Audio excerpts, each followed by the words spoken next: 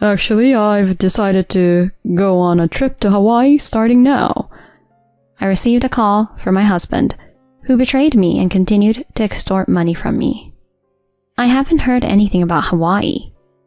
My husband responds to this with a smile on his face. Well, you didn't say anything. Even I need to take a break once in a while, you know. So I decided to unwind in Hawaii. Huh? What about the money? I borrowed your credit card. I'll be living it up, so take care of the payments. I hurriedly checked my wallet. Certainly, my credit card was missing. Hey, what do you mean taking my card without permission? Don't be stingy. Your earnings are mine and what's mine is mine, right? So I have the right to use it too. Who does he think he is? Some cartoon character? My husband spun arguments that make me want to say just that. When I firmly refused, he responded with a, well, if that's how it is, and the call from him ended. Finally, I began to take action. As a result, my foolish husband is about to experience hell. My name is Grace. I'm a 31-year-old housewife. To be honest, my family is well off. My father runs a company, and my mother is a full-time housewife, and I hold a managerial position at my father's company. To avoid the appearance of nepotism, I took all required exams and presented myself as an unrelated individual with the same surname as the president. Of course, I earned it through both caution and competence. In my early years, my father showered me with affection and generously funded my education. However, upon graduating from college, he pushed me to stand on my own. Initially, he even told me to apply to a different company. Still, as I admired my father's work, I pleaded with him to let me join his company. He reluctantly agreed, promising not to engage in favoritism. Given such circumstances, I moved out of my family home a long time ago and have been living on my own. Motivated via a desire to repay my father, I dedicated myself to work for several years. I found myself in my late 20s without a boyfriend. Whenever I returned home, my mother would express concern, saying, Hey, Grace, it's great that you're working hard, but you should start thinking about your own happiness soon. I'm happy right now with my job. It's not about that. Haven't you thought about marriage? Should I help find someone for you? Mom, why are you so obsessed with marriage? Your dad is quite old-fashioned. If he insists on someone taking over the company, I think it would be better if it were your future husband, not you. We would feel more at ease if you married a wonderful person. While I was lightly shocked by my mother's words, I found myself agreeing. Certainly, my father had never explicitly said, take over the company. It was likely because he naturally assumed it would be a man who would inherit. My father had some old-fashioned beliefs, for sure. Afterward, I decided to find a marriage partner on my own. Despite my mother recommending several arranged meetings, I wanted to choose my life partner myself. I rushed into participating in speed dating events. Even after dating various people, none seemed to click with me. It was during those times that I encountered the man who would later become my husband, Greg Turner. Greg works as a salaried employee in a top-tier company in the same industry as my father. With a gentle smile, he was quite popular at matchmaking events. Greg invited me on a date, and for a year our relationship had no issues. He always paid for our dates and escorted me gracefully. When he proposed, I hesitantly shared the situation at home. Greg, my father is actually the president of a company called T Corp. Huh? T Corp? Isn't that a famous company in our industry? Yeah, and since I'm the only daughter, I was hoping you'd consider it. Greg took a moment to think before responding. Got it. Let's hear what my mom thinks first. Greg's father died when he was in middle school, and he was raised by his mother by herself. We headed to his family's house together and met his mother. Welcome. I've been looking forward to meeting you. His mother, a stylish and lively woman, greeted us. As expected, she was a career woman overseeing a fashion company. When we told her about our marriage plans and that we wanted him to inherit the company, she smiled and said, That's fine. Our family isn't the kind that needs someone to inherit. If you two are happy, that's what matters the most. Thank you so much, Mom. And so the marriage introduction with his mother was concluded. By that time, I had grown to really like my mother-in-law. Your mom is such a wonderful person. She exudes this modern, career-oriented woman vibe, and I find it admirable. Is that so? When she gets mad, she's terrifying. I can't stand up to her. I couldn't help but laugh at Greg, who shrugged his shoulders. Afterward, it was time to visit my parents' house. When Greg informed them of our intentions, my father and mother were more delighted than I had imagined. Grace, you've brought an amazing person. We bless your happiness. That's great, Grace. Greg, take care of our daughter, okay? Greg stood tall and responded warmly to my parents in a refreshing manner. Later, we got married and started living together. My parents gave us a new apartment as a wedding gift. The house was registered under my name. Living in a beautiful city apartment, we thought we'd both work hard and collaborate on household chores. I believed in such an ideal newlywed life. However, that ideal was quickly shattered. Greg unexpectedly quit his job just 1 month after we got married. What do you mean? Quitting your job? Come on, Grace. You're getting a decent salary, and eventually you'll inherit T Corp, right? I was thinking of being a house husband until then. What are you talking about? I don't have any support from my parents. I can't rely on that. With your salary, we'll be fine. Let me take it easy. Despite repeatedly pleading with him to find a job, Greg didn't take it seriously. Instead, he started to resist, saying, I came as their son-in-law, and this is how you treat me? Having felt the need to compromise with such a husband, I asked him to at least take care of the household chores properly. Leave it to me. Since I'm a house husband, I'll handle the housework. Even though Greg said that, his household chores were incredibly sloppy. The rooms were messy, laundry was scattered around, and dinner consisted of supermarket ready-made dishes. In the end, I had to redo everything. One day, unable to endure it any longer, I said, Greg, you're not doing any of the housework properly. I want you to be a bit more responsible. What? I'm doing my best. What's with that attitude? But... Seriously, that's what you call having some moral standards. Is it fun for you to blame a vulnerable house husband like me? Faced with Greg's complaints, I could only sigh. I worked while giving Greg the living expenses, and he handled the household tasks carelessly. This lifestyle continued for a whole year. Around the 1-year mark of our marriage, Greg started asking me for money. Hey, Grace, I'm running short on living expenses. Huh? Already?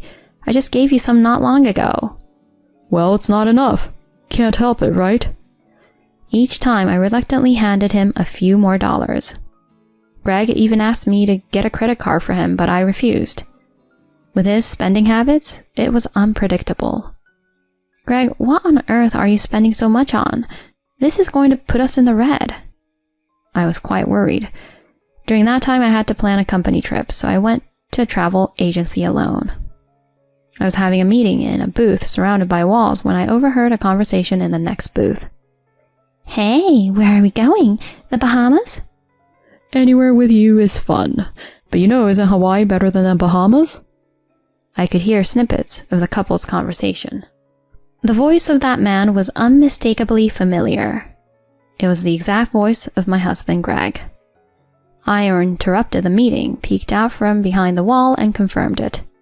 There he was, Greg, with a smug smile, arm in arm with a woman I didn't recognize, selecting brochures for their trip. At that moment, I understood everything. The reason he became cold towards me and frequently asked for money was because he was having an affair with that woman. I won't forgive him for making a fool out of me. While my head felt like it was boiling, I returned to the meeting booth. The scene I witnessed a moment ago kept swirling in my mind. After that, I took action and asked a private investigator to look into Greg. In just 1 week, substantial evidence of his affair had been gathered. It turned out he was meeting that woman almost every day while I was at work. The woman's name was Heather. Apparently, she worked at night. As I was grappling with the results of the investigation, my phone rang. The caller was Greg.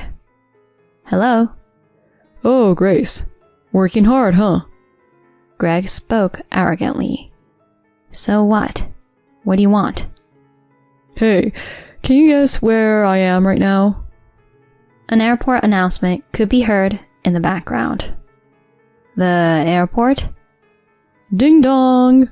Actually, I've decided to go on a trip to Hawaii now. Greg casually mentioned such a thing. In my mind, the image of the two choosing a travel brochure at the booth came back. I tried to stay as calm as possible. Hawaii? I never heard about that. Well, you didn't say anything. As a full-time house husband, I need to relax sometimes, right? So I decided to stretch my wings in Hawaii. Huh? What about the money? I borrowed your credit card. We'll share the expenses, but you'll take care of the payment, okay? I hurriedly checked my wallet. Indeed, my credit card was missing. Hey, what's the idea with taking my credit card without permission? Don't be stingy.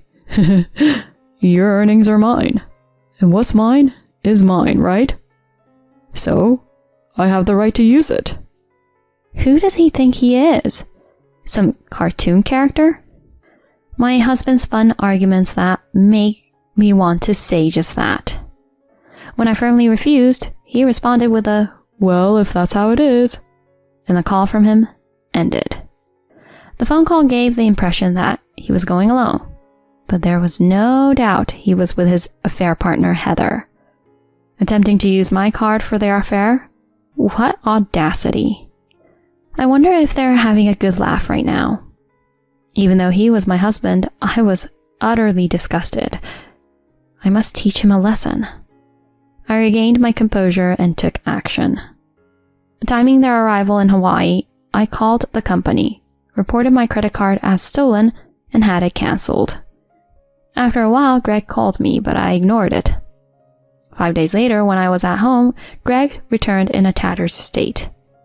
His hair was sticky, his face showed signs of fatigue, and he looked as if he hadn't taken a bath. Perhaps sunburned. In such a state, Greg confronted me. Hey, my credit card didn't work there. What's going on? Huh? I cancelled it. You cancelled it? Why the hell would you do that? I told you I was going to Hawaii, didn't I? If the card is stolen, cancelling it is only natural.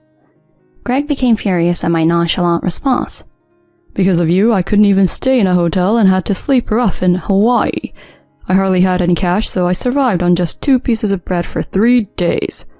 I thought I was going to die. So how did you make it back?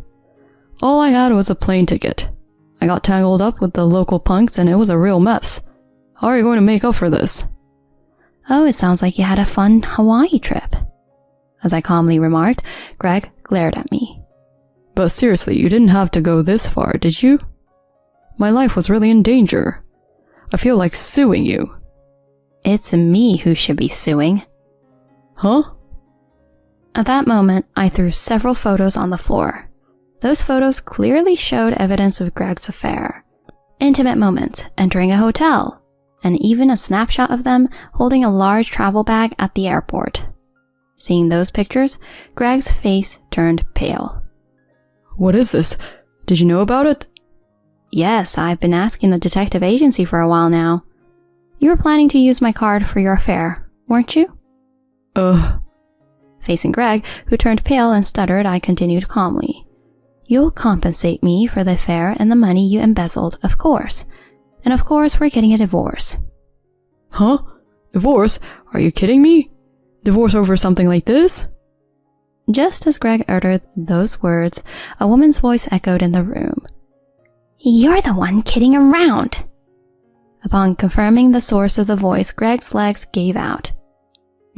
Mom, why are you here? Yes, I had summoned his mother to this place. I explained his behavior and lifestyle, showed evidence of his affair, and had his mother waiting in the next room. His mother approached him with determination and delivered a powerful slap. Smack! A loud sound echoed in the room. What the hell, Mom? What are you doing? What about you? I didn't even know you quit your job. Not only did you become unemployed and rely on Grace, but you also stole her credit card for a cheating trip. What on earth were you thinking? Well... The only thing you can do is to sincerely apologize to Grace and accept her demands. Come on, sit down. Greg's mom grabbed his head and forced him to sit on the floor. He told me in a trembling voice as he shrank back from such a mother. Grace, I'm really sorry. It's all my fault. That's right. There's no denying that. At that moment, Greg lifted his head. But please, don't just divorce me. I don't want to lose this life, my position as president of T Corp, or anything else. I'll be a good husband from now on, so please let this incident slide. His mother, without a moment's hesitation, forcefully slapped Greg's head. Seeing him like that, I shouted loudly. Who's going to forgive you, you jerk? I'm definitely divorcing you. Pay the alimony quickly and disappear, you worthless man. The rest is up to hell to decide. No way. Greg cried out in tears and was dragged away by his mother by the scruff of his neck. Later on, the divorce between Greg and me somehow went through. He was ordered by his mother to pay alimony, and the amount he misappropriated totaling $60,000. I also demanded alimony from his cheating partner. She initially claimed she couldn't pay, but when I threatened to take legal action, she borrowed money and paid up. This apparently triggered a breakup between Greg and her. Having depleted his savings due to payments to me, Greg tried to return to his parents' house, but his mother refused. She had completely severed ties with Greg. Now homeless, he reportedly moved into a rundown apartment and is currently job hunting. Even upon hearing this, I feel no sympathy whatsoever. I can only think, serves you right. On the other hand, I am working hard while living alone. Recently, my father told me, You are more capable than I thought. I hope you take over the company in the future. Those words were more than joyful for me. Currently, I have revealed my identity within the company, and I'm undergoing training under my father as a successor. I would like to continue to make my life brighter by never ceasing my efforts.